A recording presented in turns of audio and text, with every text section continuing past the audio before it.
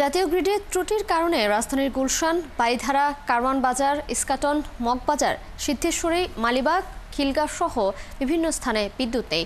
দর্শক, এ বিষয়ে আরও জানাতে আমাদের সাথে যুক্ত হচ্ছেন সহকর্মী নজরুল ইসলাম। নজরুল, কোথাও কোথাও বিদ্যুৎ আছে এবং আবার কোথাও কোথাও বিদ্যুৎ নেই, এর কারণ কি জানতে পেরেছেন কিনা? কি তথ্য আছে আপনার কাছে?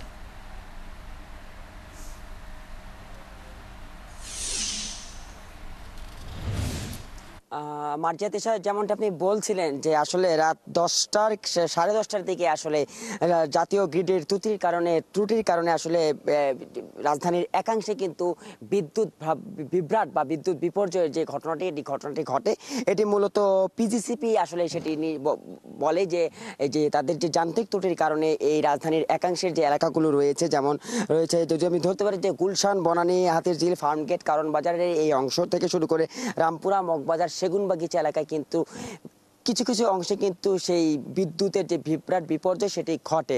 আমি মূলত এখন দাঁড়িয়েছি রাজধানীর আফতাবনগরের যে সাব স্টেশন রয়েছে, যে জাতীয় গ্রিডের সাব স্টেশন, সেখানে আছে মূলত মূল যে যান্ত্রিক ত্রুটির যে ঝামেলা, এটি মূলত এই আফতাবনগরের এই সাব স্টেশনের ঘটনাটি ঘটে। কিন্তু পর্যায়ক্রমে 10:30টার কিছু সময় পর থেকে কিন্তু এই যেসব এলাকাতে যে বিদ্যুৎ বিচ্ছিন্ন কিংবা বিদ্যুৎ বিভ্রাটের যে ঘটনাগুলো ঘটেছে, পর্যায়ক্রমে কিন্তু আস্তে আস্তে করে সেই এলাকাগুলোতে বিদ্যুতের সঞ্চালন সেটি আসলে চলমান শুরু করেছে। কিন্তু আপনাকে বলে রাখি যে এই বিদ্যুৎ বিভ্রাট নিয়ে, এইসব কিছু নিয়ে এবং বিদ্যুৎ বিভাগের পক্ষ থেকে কিন্তু গণমাধ্যমকে কোনো কিছু এই মুহূর্তে কোনো নির্বাহী কর্মকর্তা কিংবা কেউ কোনো গণমাধ্যমের মুখোমুখি হননি। এবং কি কারণে, মূলত কোন জায়গার যান্ত্রিক ত্রুটির কারণে এই বিপর্যয়টা ঘটলো, রাজধানীর একাংশের যে এলাকাগুলোতে বিদ্যুতের বিপর্যয় ঘটলো, এটি আসলে এখনো নিশ্চিত নয়। প্রাথমিকভাবে জানা যায় যে আফতাবনগরের এই সাবস্টেশন থেকে যান্ত্রিক ত্রুটির কারণে মূলত এই বিদ্যুৎ বিভ্রাটের ঘটনা ঘটে। এবং আপনাকে বলে রাখি, যেহেতু এটি গ্রীষ্মকাল চলমান রয়েছে, কিছুদিন আগেও 16 জুনের পর থেকে কিন্তু বৃষ্টি পড়েছিল, কিছুটা তাপদাহ কমেছিল, কিন্তু সেই 16 তারিখের পর থেকে 21 জুনের পর থেকে কিন্তু বৃষ্টির মাত্রাটা একটু কমে যায়। এখনও কিন্তু সেই তাপদাহটা আবারও চলমান রয়েছে।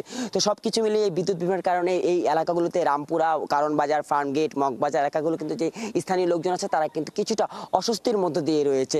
তো এই সব কিছু মিলিয়ে বিদ্যুৎ বিভ্রাটের সবশেষ খবর নিয়ে এই ছিল আমার কাছে সর্বশেষ দিশা।